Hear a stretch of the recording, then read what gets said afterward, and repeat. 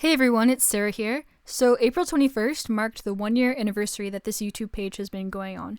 And I just wanted to thank everybody who's been watching my videos and commenting and giving me great feedback. Thank you so much for being involved. And I really look forward to making more videos with you guys in the future and to more really awesome conversations about Game of Thrones.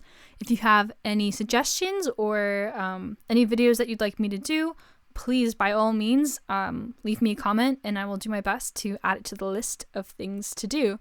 So for today, I have a bit of a tinfoil theory that I'd like to talk about. So I've heard this theory a couple of times, and I got most of my interest and evidence from a YouTuber named James of Thrones, and I'll link his video below that you guys can check out.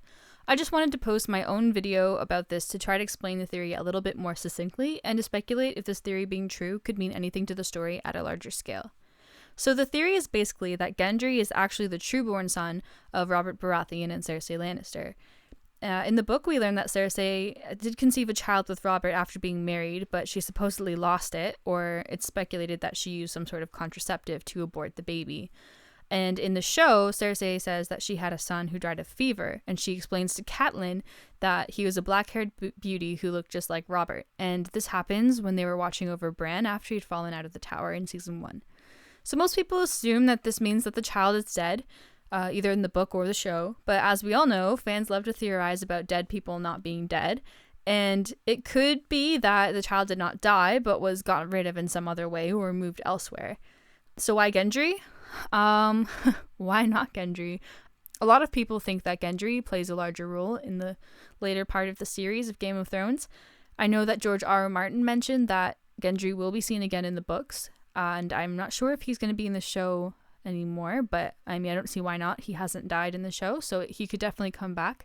A lot of people think that because Gendry's had such a big role so far, that he's actually more important than we think he is. So I guess, this could be true. We'll take a look at the evidence and discuss what it could mean for the story if it is true. So Gendry is mentioned on at least 2 occasions, once when Ned found Gendry in King's Landing, and later with Arya during their travels north with the Night's Watch recruits, that he remembered his mother came to visit him when he was quite young, and that she had golden hair. And he said that she could be a tavern wench for all he knew. So there's that. And that's interesting because we get moments between Cersei and Jaime where she's dressed as, I guess, a tavern wench, or she's dressed down considerably in order to get past her father's guard so that she can leave the Red Keep. And we learn that she has done this on other occasions as well.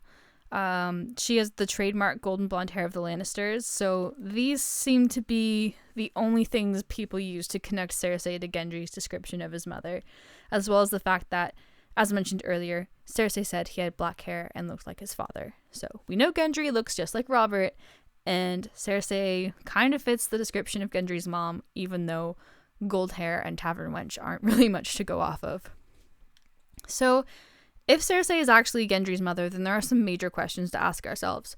First of all, if Gendry is the first child Cersei was pregnant with, why did she lie and suggest that he died? The obvious answer would be that it was Robert's baby and she hated Robert. She hated him so much. So that could be why. The second question is, how would she have gotten away with that? I mean, I'm sure she had people loyal to her in the castle that would keep her secrets, but you'd think that Robert would also have loyal people that were snooping around and would tell him about this. And there's Varys. I mean, whose side is he on? He seems to learn about most things that go on in the castle, so it's surprising that no one would have found out that Cersei lied and sent her son away, especially since people like Jon Arryn and Varys knew that Gendry exists and that he was Robert's bastard. If they know this much about Gendry, it would be surprising if they didn't know Cersei was his mom. Another question to ask is, why would Cersei leave this baby alive and risk being found out? I mean, not only would this endanger her, but it would endanger her children with Jaime as well. And then on top of that, if she had actually gone out to visit him, that would just be insane. And we know that Gendry's mom did come to visit him, so I don't think that Cersei would have done that. I mean, even if people like Jon and Varys knew that Gendry was actually trueborn and they were keeping that secret for Cersei for some reason, I don't think they would have let her visit him or anything like that either. It's just too risky. So, what may lend credence to this theory is how dangerous it seemed to be for Ned when he started snooping around Gendry and Robert's other bastards, especially if Gendry was true-born and threatened Cersei and Jaime's children rising to power.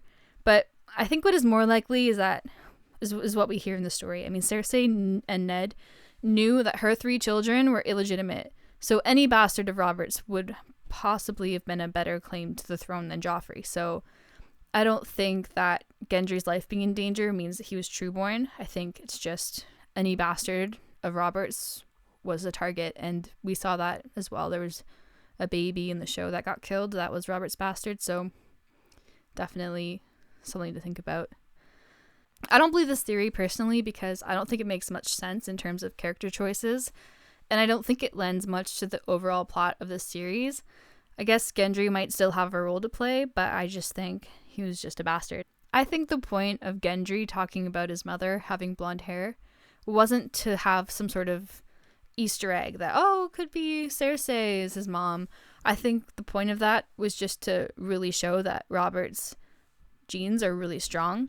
So I think it's just suggesting that Robert's dark hair should have been more dominant over Cersei's blonde hair in Joffrey, Myrcella, and Tommen. So I think that's all that was talking about. Also, there's a prophecy about Maggy the Frog that says Cersei would have 3 children, which are Tommen, Myrcella, and Joffrey. So if Gendry was hers as well, the prophecy would have said 4.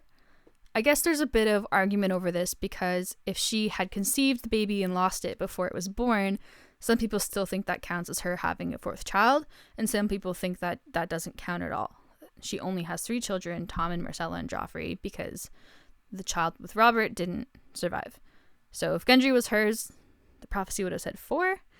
Or we could just think that the prophecy is completely wrong anyways, but as so far it's been coming true. So if this is true, then Gendry has a huge role to play because he technically, I guess, would have the most legitimate claim to the Iron Throne at this moment if you want to honor the Baratheon line.